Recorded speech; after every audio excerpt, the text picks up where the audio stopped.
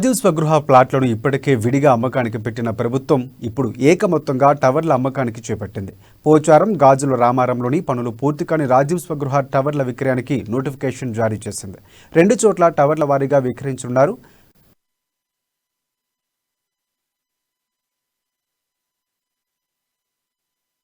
ఇక పోచారంలో 4, గాజుల రామారంలో 5 టవర్లను అమ్మకానికి పెట్టారు.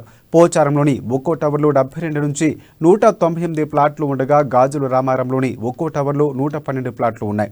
ఆసక్తి కలిగిన సంస్థలు, వ్యక్తుల టవర్ మొత్తం వ్యయంలో 2% ఈఎండి సమర్పించాలని రాజీవ్ స్వగృహ కార్పొరేషన్ తెలిపింది.